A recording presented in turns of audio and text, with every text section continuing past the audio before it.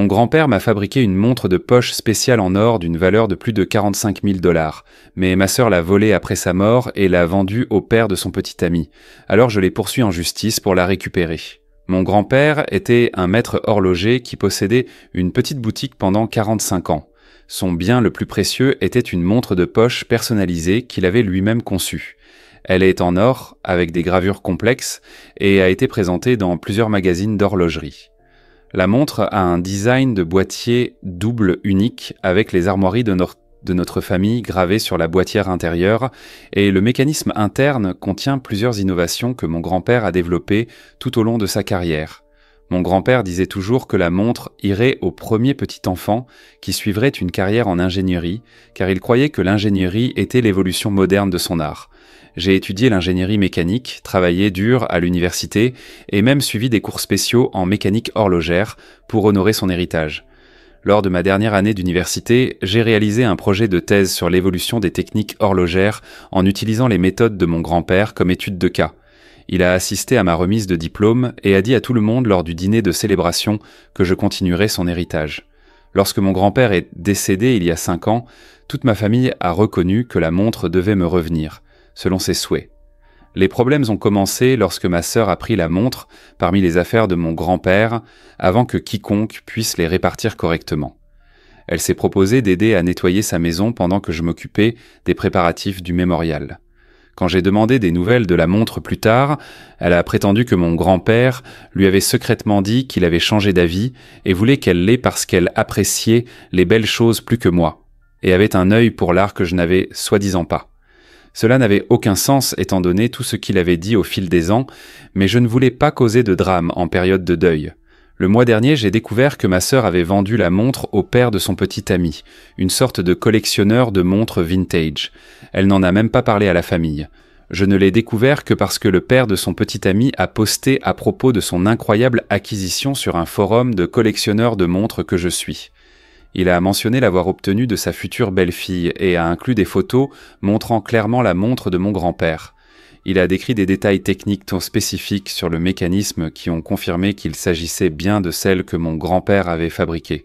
Lorsque j'ai confronté ma sœur, elle a haussé les épaules et a dit que la montre prenait la poussière dans mon tiroir, au moins quelqu'un l'apprécie maintenant.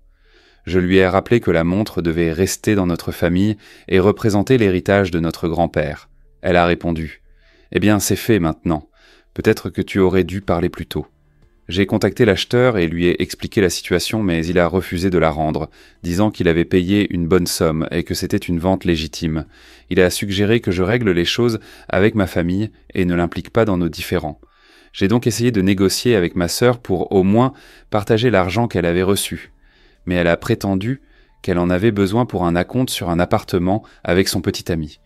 Quand je l'ai pressée sur la signification familiale de la montre, elle s'est moquée et a dit « Oh, s'il te plaît, ce n'est qu'une chose, grand-père est parti, et il ne se soucie plus de ce qui arrive à ses affaires maintenant. » Après n'être arrivé à rien, j'ai consulté un avocat qui pense que j'ai un dossier solide basé sur la compréhension documentée de la famine des souhaits de mon grand-père. Plusieurs membres de la famille ont témoigné l'avoir entendu affirmer ses intentions pour la montre à plusieurs reprises au fil des ans. Maintenant, j'ai ouvert un procès contre ma sœur et l'acheteur. Ma sœur dit à tout le monde que je suis celui qui essaie de ruiner sa vie à cause d'une simple montre. Elle a posté sur les réseaux sociaux en prétendant que je suis obsédé par les possessions matérielles et que j'essaie de bloquer son futur bonheur. Mes parents sont divisés. Mon père pense que j'ai raison de me battre pour mon héritage, tandis que ma mère pense que je devrais laisser tomber pour préserver l'harmonie familiale. Elle continue de dire que mon grand-père n'aurait pas voulu voir la famille déchirée ainsi. Plusieurs cousins et ma tante m'ont envoyé des messages disant qu'ils se souviennent clairement du souhait de grand-père et témoigneront si nécessaire. Je poursuis cela en justice au lieu d'accepter que ce soit perdu. Information supplémentaire pour ceux qui se demandent pourquoi je n'ai pas insisté davantage au début. Je faisais face à mon propre chagrin et ne voulais pas créer plus de tension dans la famille. Je pensais sincèrement que ma sœur traiterait la montre avec respect, même si d'une manière ou d'une autre, elle s'était convaincue qu'elle devait être à elle. Découvrir qu'elle l'avait vendue semble qu'elle a effacé une partie de notre histoire familiale et de l'héritage de grand-père pour de l'argent rapide. La montre ne concerne pas seulement la valeur monétaire, elle représente le sommet de la carrière de mon grand-père et devrait rester dans notre famille pour des générations. Mon grand-père a passé 3 ans à concevoir et à construire cette montre, travaillant souvent tard dans la nuit pour perfectionner chaque composant. Il considérait cela comme son chef-d'œuvre. Mise à jour un 20 février 2025, merci à tous ceux qui ont commenté mon message original. La situation a évolué de manière que je n'avais pas prévue, alors je voulais vous fournir une mise à jour. Après avoir ouvert le procès, j'ai découvert plus de détails sur ce qui s'est passé. Ma sœur n'a pas seulement pris la montre, elle a convaincu notre oncle, qui aidait à organiser les affaires de grand-père, que grand-père avait changé d'avis. L'oncle Marc a révélé cela lorsque je l'ai contacté au sujet de la possibilité de témoigner. Il s'est excusé abondamment, expliquant que ma sœur lui avait dit que grand-père l'avait prise à part lors de son dernier séjour à l'hôpital et avait exprimé des préoccupations selon lesquelles je n'apprécierais pas l'art de la montre et m'intéressais uniquement aux aspects mécaniques. Apparemment, elle a dit à l'oncle Marc que grand-père craignait que je démonte la montre pour étudier son mécanisme ou la ranger au lieu de l'exposer et de l'apprécier correctement. L'oncle Marc, qui ne connaît pas grand-chose aux montres, a trouvé cela assez convaincant pour annuler des années à entendre les véritables souhaits de grand-père. Cette conversation aurait eu lieu lorsque je suis allé prendre un café à la cafétéria de l'hôpital. Personne d'autre n'a été témoin de cela. L'oncle Marc a remis la montre sans poser plus de questions parce qu'il voulait respecter ce qu'il pensait être les derniers souhaits de grand-père. Quand je lui ai demandé pourquoi il ne m'en avait jamais parlé, il a admis qu'il pensait que cela pourrait blesser mes sentiments et supposait que ma sœur garderait au moins la montre dans la famille. J'ai rassemblé des déclarations de 3 autres membres de la famille qui se souviennent clairement de l'intention originale de grand-père que la montre me revienne, au petit enfant qui suivrait l'ingénierie. Mon cousin, qui rendait souvent visite à grand-père dans ces derniers mois, a confirmé que grand-père avait mentionné la montre qui me reviendrait seulement 2 semaines avant son décès. Il s'est même souvenu que grand-père lui avait montré un petit carnet où il avait documenté le processus de création de la montre, disant qu'il le gardait pour que je l'étudie après son départ. Ce carnet avait également disparu de ses affaires après que ma sœur les ait triées. Le procès est en cours, bien qu'il coûte plus cher que je ne le pensais. J'ai déjà dépensé 3 800 $ en frais juridiques et mon avocat s'attend à ce que le total puisse atteindre 112 000 $ si cela va jusqu'au procès.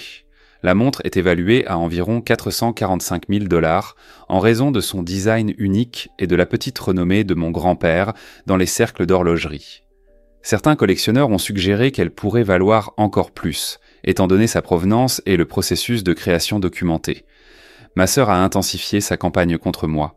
Elle a posté des photos de la montre sur les réseaux sociaux avec la légende « Vous vous souvenez de cet objet de famille que mon frère poursuit en justice ? Il est bien mieux avec son nouveau propriétaire qu'à prendre la poussière dans le tiroir d'un ingénieur. » Son petit ami a commenté « Certaines personnes ne supportent tout simplement pas de voir les autres heureux. » Un de ses amis a suggéré que j'étais jaloux de leur relation et que j'essayais de saboter leur avenir. J'ai bloqué la plupart de ces personnes pour éviter de voir leurs commentaires, mais des membres de la famille continuent de m'envoyer des captures d'écran. Lorsque j'ai été confronté à un dîner de famille la semaine dernière, ma sœur est sortie en trombe après avoir crié qu'elle avait toujours été jalouse de ma relation et essayé de saboter ses plans de mariage par dépit. Elle a affirmé qu'elle ne s'était jamais vraiment souciée de la montre jusqu'à ce qu'elle découvre qu'elle l'avait vendue, ce qui est complètement faux. Je lui ai demandé à ce sujet plusieurs fois après la mort de grand-père. Notre mère l'a suivi, tandis que mon père et moi sommes restés dans un silence inconfortable pendant 20 minutes avant qu'il ne suggère que nous prenions le dessert. Plus tard dans la soirée, mon père m'a dit qu'il soutenait ma position, mais souhaitait qu'il y ait un moyen de résoudre cela sans les tribunaux. Il a révélé que ma sœur avait des difficultés financières l'année dernière après avoir perdu son emploi lors d'un licenciement massif, mais était trop fière pour le dire à la famille. Cela n'excuse pas la vente de la montre, mais ajoute un contexte à son désespoir pour des fonds. Ma première date au tribunal est fixée au 17 mars. Je mettrai à jour à nouveau après cela. Malgré le coût et les tensions familiales, je reste déterminé à récupérer l'héritage de mon grand-père. Si la montre ne peut pas être rendue, Je veux au moins la reconnaissance qu'elle a été prise et vendue à tort, ainsi qu'une forme de compensation qui reconnaisse sa véritable valeur, à la fois monétaire et sentimentale. Informations supplémentaires sur les questions concernant le fait que je jette de l'argent par les fenêtres avec des frais juridiques. Il ne s'agit pas d'argent. La montre représente ma connexion avec mon grand-père et les traditions qu'il voulait établir dans notre famille. Si je recule maintenant, je pourrais potentiellement accepter que les souhaits de la famille ne signifient rien lorsque quelqu'un décide de profiter de gains personnels. Le montant que je dépense peut sembler disproportionné pour ceux qui se concentrent uniquement sur les calculs financiers, mais certaines choses valent la peine de se battre, quel qu'en soit le coût. Mise à jour 2. 22 mars 2025, les procédures judiciaires ont commencé et les choses sont devenues plus confuses que je ne le pensais. La première audience a eu lieu le 17 mars et, bien qu'aucune décision finale n'ait été prise, plusieurs développements importants ont eu lieu. Mon oncle a témoigné de la manière dont ma sœur l'a convaincu de donner la montre à elle, admettant qu'il croit maintenant avoir été manipulé. Il a apporté des emails de peu de temps après la mort de grand-père où je demandais spécifiquement des nouvelles de la montre, contredisant l'affirmation de ma sœur selon laquelle je n'avais jamais montré d'intérêt pour elle. 2 de mes cousins et l'ancien apprenti de mon grand-père ont témoigné avoir entendu grand-père déclarer explicitement ses intentions pour la montre à plusieurs reprises au fil des ans. L'apprenti, aujourd'hui un horloger prospère, a expliqué l'importance technique de la pièce et pourquoi grand-père aurait voulu qu'elle aille à quelqu'un qui comprenne ses innovations mécaniques. L'acheteur, le père du petit ami de ma sœur, est apparu avec un avocat qui a soutenu qu'il avait acheté l'article de bonne foi et ne devrait pas être puni pour des désaccords familiaux dont il n'avait pas connaissance. Il a présenté des captures d'écran de messages textes entre ma sœur et l'acheteur discutant de la vente qui ont révélé quelque chose d'incroyablement frustrant. Ma sœur lui a dit l'histoire familiale de la montre et les souhaits de grand-père à mon égard, mais a affirmé que je n'en voulais plus parce que j'étais passé aux montres numériques. C'est complètement faux. Je porte exclusivement des montres mécaniques en l'honneur de l'art de mon grand-père, y compris une qu'il a réparée pour moi quand j'étais à l'université. L'avocat de l'acheteur a soutenu que, même si ma sœur avait obtenu la montre de manière incorrecte, son client était une tierce partie innocente qui n'avait aucune raison de remettre en question son droit de la vendre. Mon avocat a répliqué que les messages montrent qu'il était conscient de complications potentielles avec la vente, mais a quand même continué. Le juge semblait préoccupé par ce point et a demandé une documentation supplémentaire sur ce que l'acheteur savait et quand. Le témoignage de ma sœur était plein d'incohérences. D'abord, elle a affirmé que grand-père avait changé d'avis sur son lit de mort, puis a dit qu'il avait exprimé des doutes sur le fait que je reçoive la montre pendant des années. Lorsqu'elle a été pressée de donner des exemples spécifiques ou des témoins de ces conversations, elle n'a pu en fournir aucun au-delà de conversations privées. Elle est devenue défensive lorsqu'on l'a interrogée sur le carnet qui documentait la création de la montre, niant d'abord toute connaissance de celui-ci, puis suggérant qu'il aurait pu être jeté lors du nettoyage de la maison, et finalement admettant qu'elle aurait pu le perdre lors de sa révision des affaires de grand-père. Le moment le plus choquant s'est produit lorsque les détails financiers ont été révélés. L'acheteur n'a pas payé 45 000 $ comme la montre en valait. Il a payé 17 500 $, ce qui signifie que ma sœur a vendu un objet de famille pour moins de 40% de sa valeur estimée. Lorsque cela a été révélé, ma sœur s'est effondrée et a admis qu'elle avait besoin de l'argent rapidement pour un acompte sur un appartement que son petit ami et elle voulaient avant que quelqu'un d'autre ne l'achète. Elle a dit qu'elle avait recherché des valeurs de montres en ligne, mais avait été confuse par différents modèles de prix et pensait faire une bonne affaire. L'acheteur a témoigné qu'il savait que la montre valait plus, mais considérait 17 500 $ comme un prix équitable parce que ma sœur l'avait approché en urgence ayant besoin d'argent. Il a admis qu'il aurait payé plus si on le lui avait demandé, mais n'a pas offert cette information à elle. Lorsqu'on lui a demandé s'il avait considéré les implications éthiques d'acheter un objet de famille avec une remise importante à quelqu'un clairement en difficulté financière, il a répondu que les affaires sont les affaires et que les gens prennent leurs propres décisions.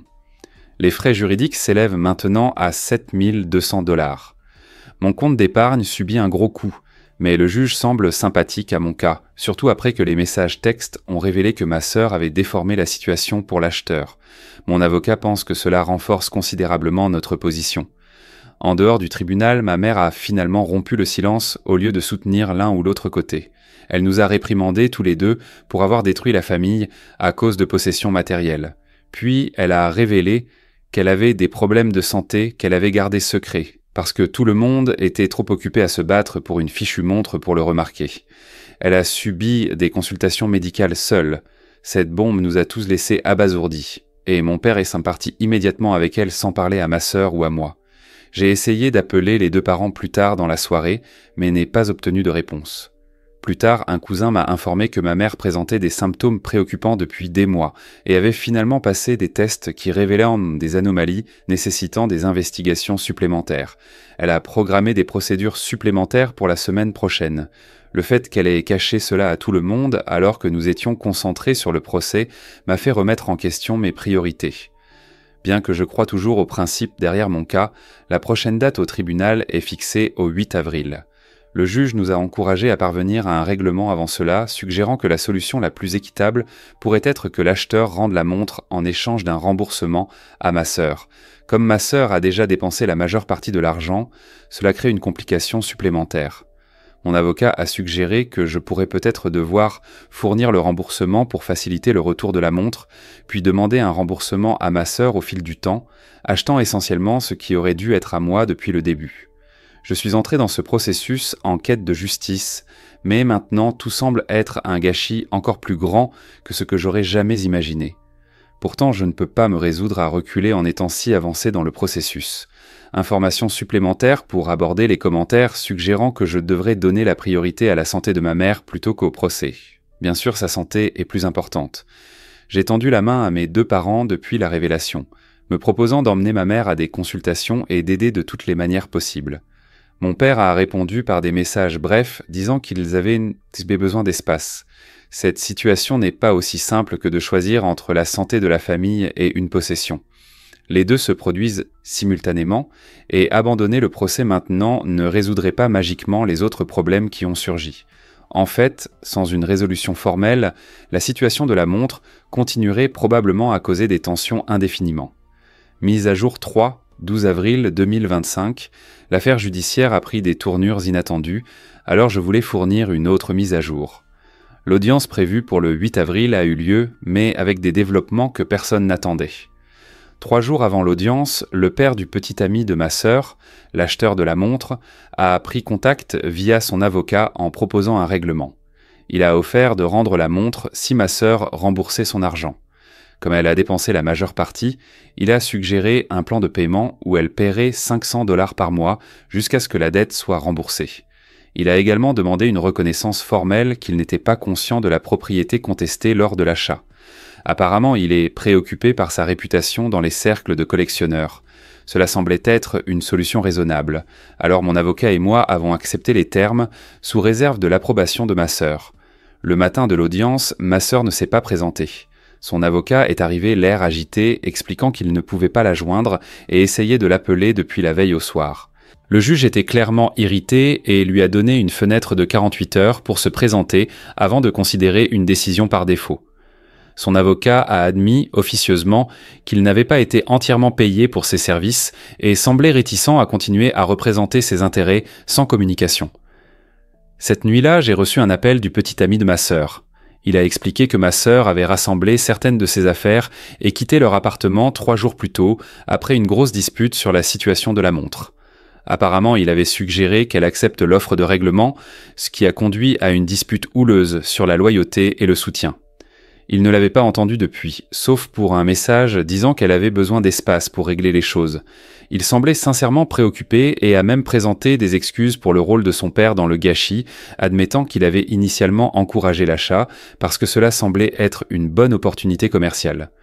Mes parents se sont impliqués à ce stade, signalant une personne disparue après avoir confirmé qu'aucun de ses amis ne l'avait vue depuis 2 jours. Le procès est devenu secondaire par rapport à la recherche de ma sœur.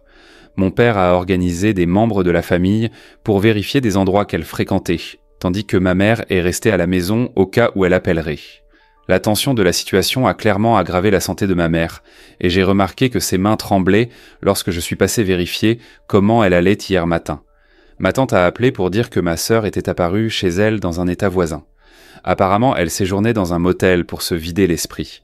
Selon ma tante, ma sœur a passé la majeure partie du premier jour à pleurer et à révéler qu'elle se sentait prise entre des choix impossibles. Ma tante l'a convaincue d'appeler nos parents, qui ont conduit 4 heures pour venir la chercher. Ils sont arrivés tard dans la nuit dernière et mon père m'a envoyé un message disant que tout le monde avait besoin de se reposer avant de discuter de quoi que ce soit. Ma sœur a finalement pris contact directement avec moi. La conversation n'était pas ce à quoi je m'attendais. Elle a admis avoir menti sur le fait que grand-père avait changé d'avis et a avoué avoir vendu la montre parce qu'elle et son petit ami avaient des difficultés financières après avoir fait quelques mauvais investissements impliquant des crypto-monnaies. Ils avaient perdu près de 30 000 $ de leurs économies dans une arnaque et étaient trop gênés pour l'admettre à qui que ce soit. Elle a dit qu'elle accepterait l'offre de règlement et travaillerait en heures supplémentaires dans son emploi pour effectuer les paiements. Ce qui m'a le plus frappé, c'est son explication pour s'enfuir. Elle a dit qu'elle ne pouvait pas affronter tout le monde après que ses mensonges aient été exposés au tribunal, et qu'elle se sentait prise entre la pression de son petit ami pour se battre contre le cas et sa propre reconnaissance croissante qu'elle avait commis une terrible erreur. Elle a également admis que voir la santé de maman se détériorer à cause du conflit familial l'avait submergée de culpabilité. Elle a passé ces jours-là à considérer si elle devait quitter la ville définitivement ou essayer de faire amende honorable. Je lui ai dit que j'étais soulagé qu'elle soit en sécurité et que, bien que toujours blessé par ses actions, j'étais ouvert à trouver un moyen d'avancer. Nous avons convenu de nous rencontrer avec nos avocats le lendemain pour formaliser l'accord de règlement. Elle a également mentionné qu'elle pense toujours avoir le carnet de grand-père sur la montre quelque part dans le stockage et a promis de le chercher ce week-end. Le juge a approuvé notre accord de règlement. L'acheteur de la montre me rendra l'objet de famille la semaine prochaine et ma sœur commencera les paiements mensuels à lui. J'ai accepté de retirer toutes les autres réclamations, y compris les frais juridiques. Bien que cela signifie que je couvre les coûts considérables moi-même, mettre fin à la bataille juridique semble en valoir la peine à ce stade. Quant à ma mère, j'ai découvert qu'elle avait des excroissances non cancéreuses mais préoccupantes, nécessitant une surveillance. Mon père m'a assuré que sa situation de santé n'était pas directement menaçante pour sa vie, mais nécessitait une attention. Le stress du conflit familial n'a certainement pas aidé sa condition. Je me suis excusé auprès des deux pour ne pas avoir été plus conscient de ce qui se passait et me suis engagé à aider à ses soins à partir de maintenant. Information supplémentaire pour ceux qui se demandent si je me sens victorieux. Cela ne ressemble pas à une victoire.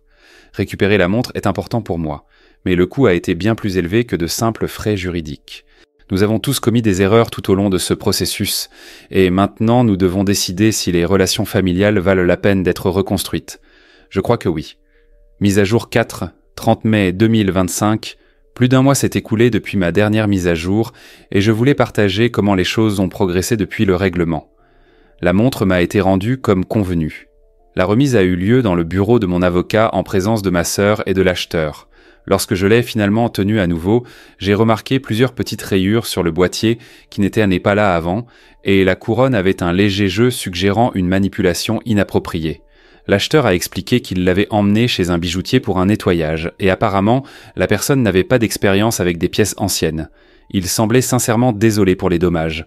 Je l'ai emmenée chez un horloger spécialisé qui a pu la restaurer à son état d'origine, bien que cela m'ait coûté 850 $. Ma sœur a effectué 2 paiements à l'acheteur jusqu'à présent. Elle a trouvé un deuxième emploi travaillant les week-ends dans un café local pour honorer ses obligations financières.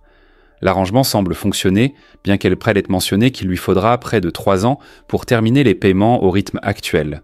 Le petit ami de ma sœur a initialement déménagé après leur dispute, mais est revenu 2 semaines plus tard. Selon mon père, ils sont toujours ensemble, mais ont reporté toute discussion sur les fiançailles ou les appartements.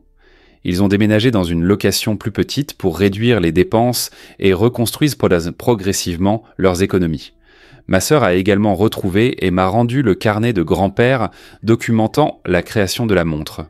Il était mélangé avec d'anciens manuels scolaires universitaires dans son unité de stockage. Le carnet contient des croquis détaillés, des spécifications techniques et des entrées de journal couvrant les 3 années pendant lesquelles il a travaillé sur la pièce. Nous avons eu 3 séances de conseil familial. Les progrès ont été lents et inconfortables. Lors de la première séance, nous avons principalement établi des règles de base pour la communication. Lors de la deuxième séance, ma sœur a révélé qu'elle gardait du ressentiment envers moi depuis l'enfance parce qu'elle sentait que notre grand-père me favorisait en raison de mon intérêt pour l'ingénierie. Elle a admis que prendre la montre était en partie motivé par un désir de finalement être la personne importante dans le récit familial. Elle a décrit se sentir invisible à côté de mes réalisations et du lien spécial que je partageais avec grand-père. Cette révélation m'a frappé de plein fouet. Je n'avais jamais considéré comment ma relation avec notre grand-père aurait pu sembler de son point de vue. Bien que cela n'excuse pas la vente d'une relique familiale, cela a fourni un contexte que je ne comprenais pas auparavant. Lors de la troisième séance, j'ai reconnu que j'avais probablement trop parlé de mes projets avec grand-père, sans me rendre compte de la façon dont cela aurait pu faire sentir ma sœur exclue. Nous avons commencé à discuter de moyens d'honorer différents types de connexions familiales, au lieu de les comparer. La santé de ma mère s'est stabilisée. Les médicaments que le médecin a prescrits semblent fonctionner, et ces tests récents montrent des améliorations. Elle a commencé à se joindre à mon père et à moi pour des déjeuners, le dimanche, reconstruisant lentement nos routines familiales régulières. Information supplémentaire pour ceux qui se demandent combien les frais juridiques ont coûté. Au final, la facture finale s'est élevée à un peu plus de 99 000 $. C'était un fardeau financier considérable, mais je ne regrette pas de m'être battu pour ce qui était juste.